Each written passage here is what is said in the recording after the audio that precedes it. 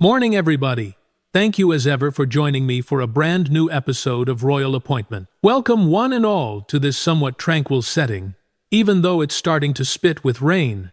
But we battle on, don't we, chums? You know, there's been a lot of speculation regarding Prince Harry and Meghan Markle over the last 24 hours. And of course, if you look closely at the headlines, you'll see a sudden pivot, a so-called turning point, that they are spinning as a new strategy.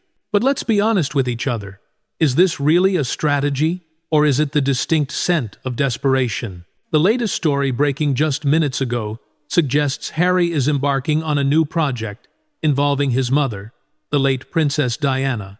A documentary for the 30th anniversary of her passing. Sounds touching, doesn't it? Their PR machine wants you to believe this is the act of a devoted son honoring his mother's legacy. But the bottom line is, and what you have to remember in situations like this, is that when you are looking at a couple struggling to maintain relevance in Hollywood, nothing is a coincidence. Look at the reality of the landscape. We have just witnessed the collapse of the American Riviera Orchard brand. Where are those limited edition strawberry jams now?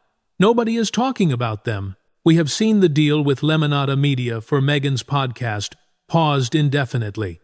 And on top of that, Netflix, the giant holding the purse strings, is getting fed up.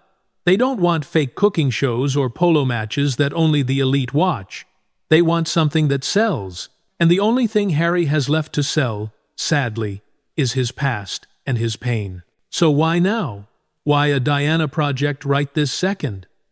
The truth behind the scenes, as my sources reveal, is a far more chaotic picture than the polished exterior they try to project. Harry recently popped up on CBS, on the Stephen Colbert Show, trying to be funny, trying to mock royal protocol. Some might find it amusing, but the executives at CBS are calculating something else. They, just like Netflix, know that Harry the philanthropist doesn't bring in ratings, but Harry, the grieving son of Diana, that brings in the numbers. They are eyeing the 30th anniversary of Diana's death. It is a massive event, a milestone the global media will descend upon. And Harry, with a new fear that the cash flow is drying up, seems to have been pushed to the brink. He has to make a decision. Keep trying to peddle products nobody buys, or go back to mining the only gold vein that never runs dry: family tragedy. You see, as Harry stands at this crossroads, it is not just about making a film. It is about survival. Meghan Markle, who thought she could conquer Hollywood just with the title of Duchess, is now facing a harsh reality. Hollywood doesn't welcome those who don't turn a profit. Those A-list friends like Oprah or the Clooneys, they are busy at parties where Harry and Meghan are no longer on the guest list. So, this Diana project isn't a tribute. It is a life raft. But this raft comes at a price. Dredging up past pain, specifically the memories of a 12-year-old boy, in exchange for a check from media moguls, is that really what someone who wants to protect their privacy should be doing? Or is this the clearest sign yet that they have simply run out of cards to play? Don't believe what they say in the press releases. Look at what they do when the bank account starts to empty. We've established that Harry's sudden rush toward a new Diana documentary is nothing less than a financial bailout, a desperate measure now that the Lemonada podcast is flatlining and Netflix is clearly walking away. But here is where the problem truly begins, because this isn't just about Harry and a camera crew. This is about the royal family. The biggest obstacle standing squarely in the way of Prince Harry's latest financial lifeline is, of course, his own brother, Prince William. You see, William takes the legacy of their mother, Diana, Princess of Wales, far more seriously than Harry, who seems to view it now as a commercial asset. William has always been the staunch protector of their mother's memory, ensuring it is treated with dignity. To William, Harry is not just exploiting Diana's life, he is exploiting the shared, sacred trauma of two young boys for Hollywood dollars. Do you honestly think William will allow this new project to go ahead unchallenged, particularly given the already toxic relationship? The answer, my friends, is absolutely not. This move will ignite a royal civil war far more explosive than Spare ever was. And it gets more complicated still. Let's not forget the other major gatekeeper, Earl Spencer, Diana's brother. Harry has already burned bridges there. Remember the speculation which Harry himself fueled about changing his children's surname to Spencer? That did not go down well. Earl Spencer holds significant influence over the official archives, the images, and the overall narrative surrounding his sister's memory. If Harry wants to make a compelling, commercially viable documentary, he needs access. And right now, the doors to Althorp are very much locked to the Duke of Sussex. This project is relying entirely on Harry's own limited memories, the limited memories of a 12-year-old boy, or worse, recycled, well-worn footage. But the real kicker here is the staggering hypocrisy. Think about this. The entire foundation of Harry and Meghan's Hollywood career has been built on this relentless, obsessive demand for privacy. They moved across the globe, they filed lawsuits, they cried victimhood, all because the media supposedly intruded on their private lives. Yet, here he is, attempting to monetize the most intensely private, most tragic aspect of his life, the death of his mother. He is selling intimate family trauma for a profit. You simply cannot claim to be seeking privacy while simultaneously opening up the deepest wounds of your childhood for a check from a streaming giant. It is a cynical, contradictory move that shows exactly where their priorities lie, not with privacy, but with profit. This new Diana project is the ultimate mask slip, revealing the uncomfortable truth that for the Sussexes, everything is strictly transactional, even grief. In the next part, we will analyze the exact legal and ethical levers that William and the palace can pull to stop this project dead in its tracks. But right now, we can confirm Harry is not just facing an emotional barrier, he's facing a strategic blockade from his own family. So, we've established the strategic blockade from Prince William and the likely refusal of cooperation from the Spencer family. But let's zoom out now and look at the real heavy hitter in this confrontation. The palace machine itself, led by King Charles III. The king's approach to Harry's commercial endeavors has always been one of silent disdain. He will not issue a public rebuke. That would give Harry the martyrdom he craves, and we know that is the Sussex brand's favorite narrative. Instead, the firm operates in the shadows, using legal and ethical levers that can make any large-scale media project utterly impossible to complete. The palace controls the majority of the high-quality, official imagery, and, crucially, the copyright permissions attached to the official royal archive.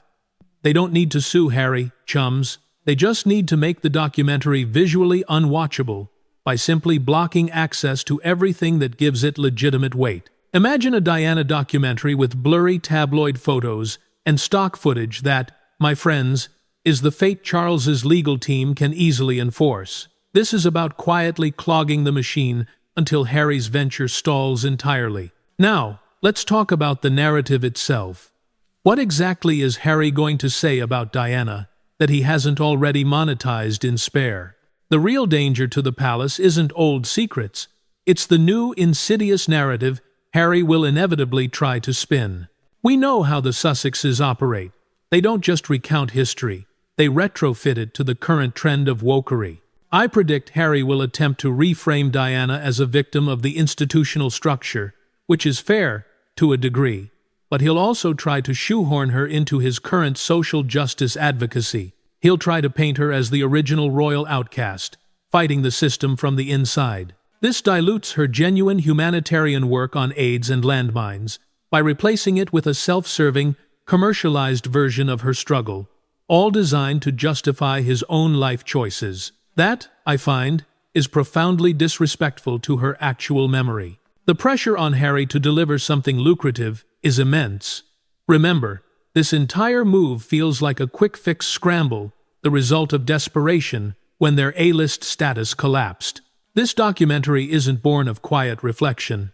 It's born of Meghan looking at the bank account and realizing that the jams simply aren't paying the bills. When you have a massive Hollywood structure built around you, agents, publicists, security detail, that machine needs feeding, and it needs high-octane fuel. Diana's memory is now that fuel. The ultimate fear for the palace is this. If Harry can't get the official access, he will lean into the one area where he has plenty of personal memory, and leverage the impact of Diana's death on Charles and the subsequent role of Camilla in his life. That is the true powder keg this documentary threatens to ignite.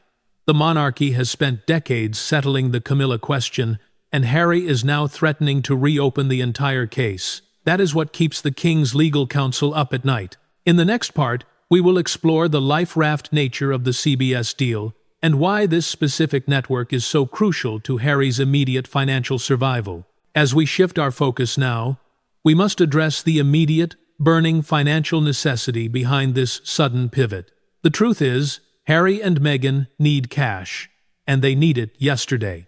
Why? Because the small-scale ventures, the jams, the children's books, the brief, awkward public appearances have all failed to generate the kind of lucrative, large-scale funding required to sustain the Montecito lifestyle and that aggressive, round-the-clock security detail. Remember that humiliating debacle in Toronto? Harry popped up for a public speaking gig, reportedly demanding an astronomical fee, and the crowd reaction was lukewarm at best. The optics were terrible. The Sussex brand relies on the idea of them being global power players, but those public flops reveal the uncomfortable truth. Outside of their carefully managed bubble, their star power is fading fast. Hollywood executives aren't stupid chums. They saw that flop, and they quickly calculated that Harry talking about mental health is a low-yield investment. This brings us squarely to the CBS factor. When you look at which networks are reportedly vying for this Diana project, they are invariably U.S. media giants. Why? Because U.S. media has the deepest pockets, the highest global reach, and frankly, the least respect for the sensitivities of the British crown. They don't want reconciliation. They want conflict. They want the dramatic, explosive story. And they know the Diana narrative is the only guaranteed billion-dollar property Harry holds. This is Hollywood stepping in and saying, "We gave you the money, now deliver the product we actually paid for." The starkest contrast here is the one we see every day between the two brothers. Prince William and Princess Kate can afford to remain silent, conducting their royal duties with quiet dignity, knowing that the firm, the institution, will always provide the necessary revenue stream and security. Their silence is a position of strength. Harry and Meghan, however, live in an entirely different economy. Their existence is dependent on continuous, high-volume, controversy-driven content. Silence for them means financial ruin. They must make noise, and unfortunately for the memory of his mother, Harry has chosen the loudest possible noise available. This new project, therefore, is not just Harry exploiting Diana's memory, it is Hollywood exploiting Harry's desperation. He is being pressured to deliver the one thing that will guarantee revenue, even if it completely dismantles the one thing he claimed to want: privacy. The supreme irony, chums, is that Harry claims to hate the system that he blames for his mother's death, yet he is now wholeheartedly using that same ravenous media system to sustain his own opulent lifestyle. He has become exactly what he claimed to despise. We'll take a look in the next part at the specific psychological trauma Harry is ignoring in pursuit of this cash, and why this project will likely backfire spectacularly, both emotionally and commercially. We now arrive at the core ethical black hole of this entire project, the psychological cost. Harry has spent years and a considerable amount of global publicity touting his commitment to mental health advocacy, to therapy, and to the difficult process of healing from trauma. He has presented his own journey as the essential blueprint for his philanthropic work. Yet, this Diana project is the ultimate betrayal of that very mission. You cannot claim to be doing the hard, healing work of therapy while simultaneously weaponizing your deepest childhood wound for a multi-million-dollar streaming deal. It is an open contradiction that profoundly insults the intelligence of the public. Think about the sheer, uncomfortable paradox here. He constantly rails against the media for chasing his mother to her death, for intruding on her privacy, and for sensationalizing her life. But what is this documentary, if not the ultimate act of sensationalizing her death and his resulting trauma? This isn't quiet, difficult healing. This is commercial exploitation under the guise of therapeutic storytelling. True, hard-won healing is done in the privacy of a therapist's office, This is being done on the largest public stage available for the highest bidder. The immediate problem this poses is that the public, and frankly, those of us who follow this deeply, will see right through the facade. The average viewer, who perhaps bought Spare out of curiosity, will now look at this project and see pure, unadulterated desperation. This isn't the calm, composed reflection of a man who has conquered his demons. This is the frantic, last-ditch effort of a man who needs to feed the Hollywood beast before it consumes him. The authenticity, which is the only asset Harry and Meghan truly had left, is completely nullified by this transparent rush for cash. Furthermore, this move actively drags William back into the public fray, guaranteeing renewed family conflict. Harry knows this project will force a reaction from the Prince of Wales, who will feel compelled to protect his mother's memory from what he views as a crass, commercialized venture. Harry, by commissioning this documentary, is actively manufacturing the very family drama he claims to want to escape. It's a self-perpetuating cycle of conflict, and the irony is lost only on the Sussexes themselves. The ultimate fear now is that this project will not be a success. It will be a spectacle. It will not honor Diana. It will merely use her image as a highly effective, high-yield product tag. This is a gamble based on financial desperation, and desperation rarely pays off in the long run. Now, let's talk about the engine room of this desperate maneuver. The Archewell machine and the enormous commercial pressure it applies. Make no mistake, this Diana project is not a passion piece conceived by a solitary, reflective son. It is a calculated commercial decision dictated by the failing economics of the Sussex brand. We must look squarely at the non-starter that was American Riviera Orchard. That lifestyle brand, the jars, the jams, the promise of bespoke elegance was supposed to be Meghan's grand pivot. It was meant to move them away from royal conflict and into the safe, profitable harbor of Gwyneth Paltrow's Goop territory. It was intended to offer a high-margin product that would finally stabilize their finances, allowing them to retreat slightly from the constant media grind. But, as we know, ARO went nowhere fast. The launch was slow, the products were minimal, and the celebrity interest was negligible. It simply failed to generate the continuous, high-volume income needed to run the Sussex operation. When the Meghan line fails to produce, the commercial machine demands the Harry line. Hollywood executives, the ones holding the contracts, see two distinct product streams from the Sussexes. Stream A, Meghan's lifestyle, feminist content, which is saturated and low yield. Stream B, Harry's trauma, royal conflict, content a unique, high-yield asset that guarantees clicks and controversy. When Stream A dried up immediately, Archewell had no choice but to push Harry back towards Stream B, the very well of trauma he claims to have worked so hard to seal up. The pressure exerted on Harry to greenlight a high-return project must be immense.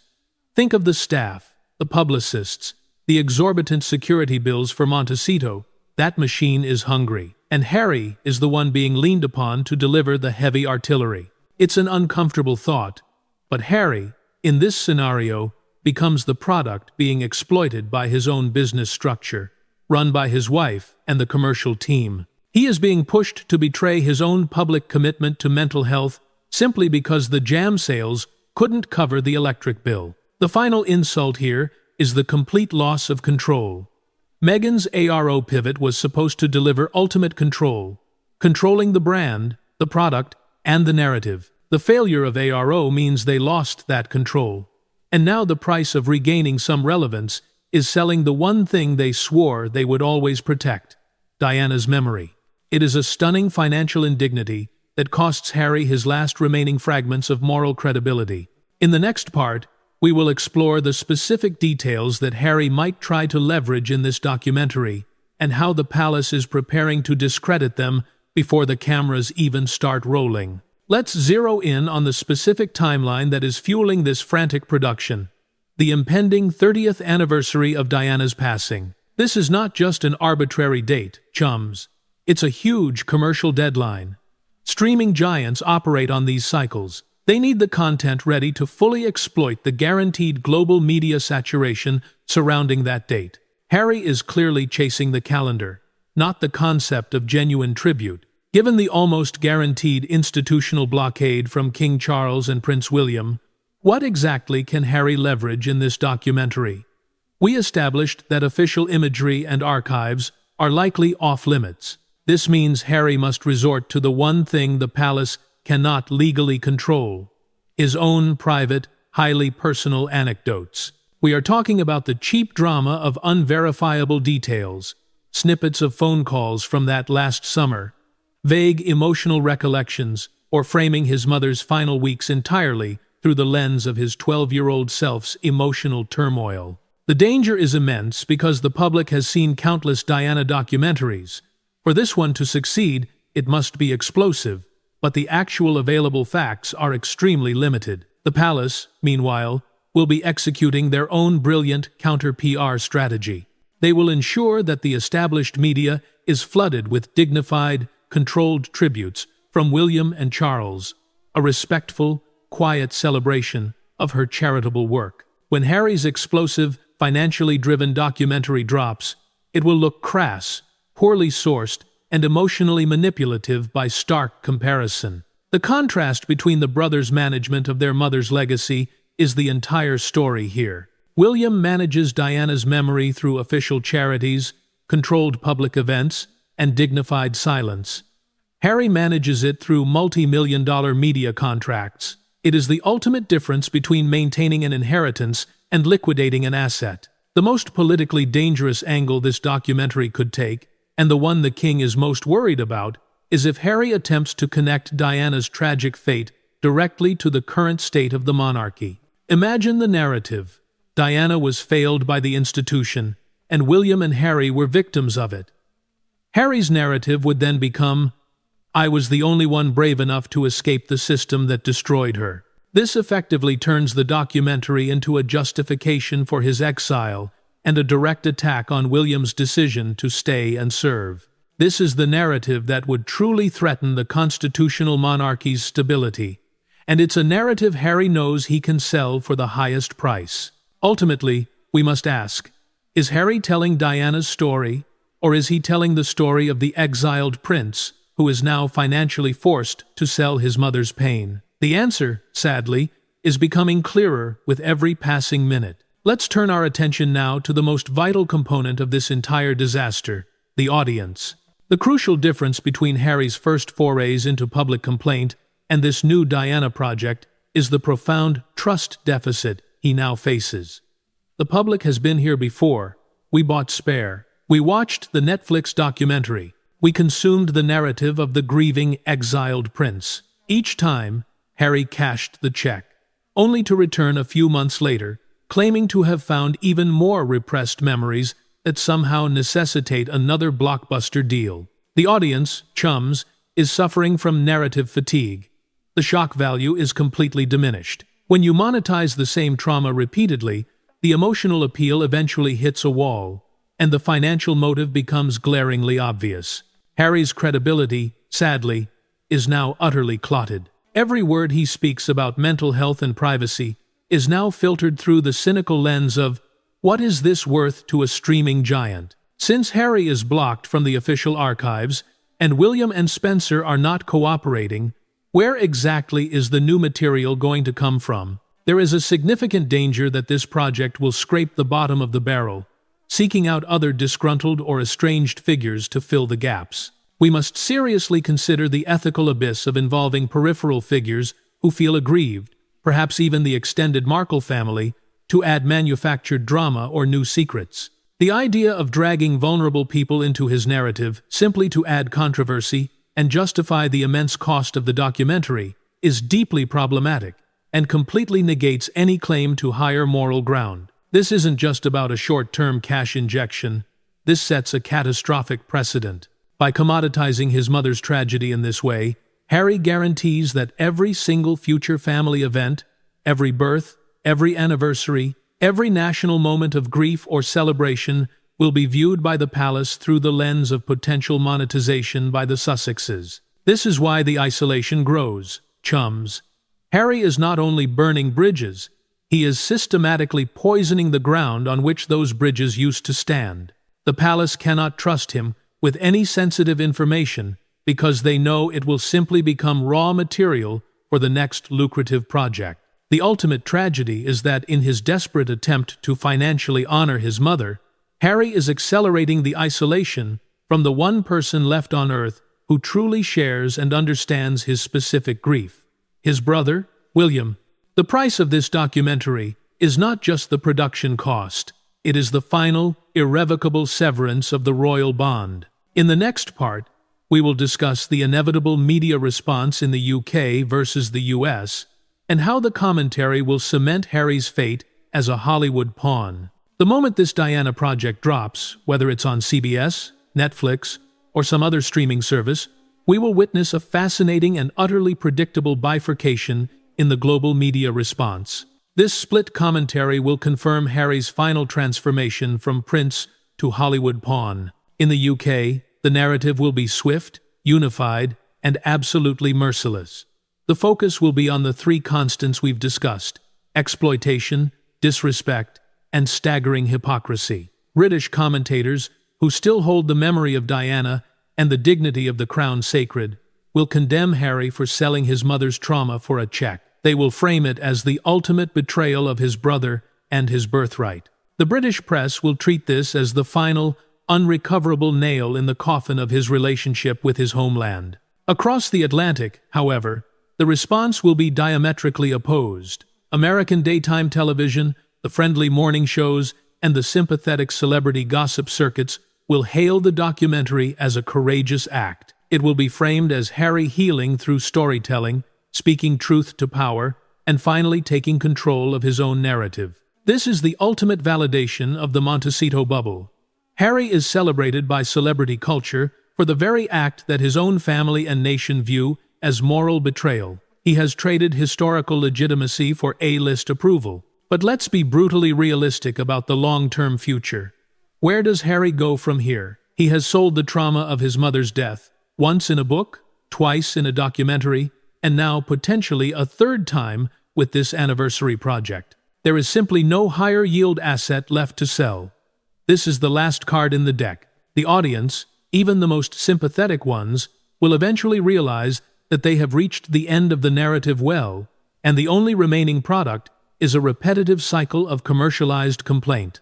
This lack of an exit strategy is the Sussexes' biggest failure. They are trapped in a feedback loop where the solution to every financial problem is to exploit their remaining royal capital, which in turn deepens their exile and makes the next financial problem even harder to solve. The tragedy is that their team has convinced them that this project is a good idea, operating entirely within a Hollywood bubble divorced from the reality of the Commonwealth's opinion. The final consequence of this documentary is heartbreakingly predictable. It will not unite the brothers or honor Diana, but it will guarantee that when Harry inevitably needs to return to the UK for a crucial family event, perhaps related to the King's health, as has been rumored, the public rejection will be absolute, because he will have demonstrated one last time that for him, everything is for sale. We've reached the final analysis on this stunning, yet tragically predictable, move by Prince Harry. We've dissected the failure of American Riviera Orchard, the immense pressure applied by Archewell, the strategic blockade from William and Charles, and the moral vacuum created by weaponizing trauma for commercial gain. So, what is the final, inescapable conclusion we must draw from this new Diana project? The turning point that led Harry to this moment was not a moment of quiet reflection or therapeutic healing. It was the moment the bank account sent an undeniable alarm. It was the moment the commercial team realized that the lifestyle pivot had failed, and that the only commodity left with genuine, explosive, high-yield value was the tragic death of the prince's mother. This documentary is not an attempt to honor Diana. It is the ultimate, desperate, transactional act to secure the Montecito mortgage. This move marks the final, irreversible sacrifice of Harry's moral credibility. He has systematically dismantled every single pillar of his public narrative: privacy, mental health, advocacy, and financial independence. He has proven that everything, even the most intensely painful aspect of his childhood, is for sale when the price is right and the need is desperate enough. The Sussex brand has officially consumed its final, most valuable asset. There is no higher trauma, no greater secret, and no more potent figure left in Harry's history to exploit. The narrative, well, is dry. This documentary is the end of the line. Their exile is no longer just geographical or emotional.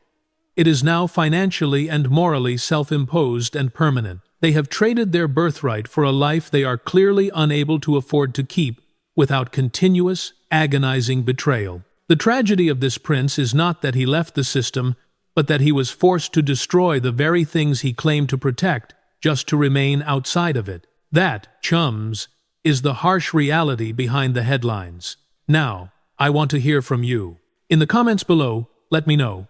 Do you believe this Diana project is a genuine tribute, or is it a last-ditch commercial rescue mission? Do you think William and Charles will manage to stop it? Hit that like button if you agree that Harry has run out of cards to play, and make sure you subscribe and turn on notifications so you don't miss our immediate analysis when the palace inevitably hits back. Until next time, keep watching The Crown.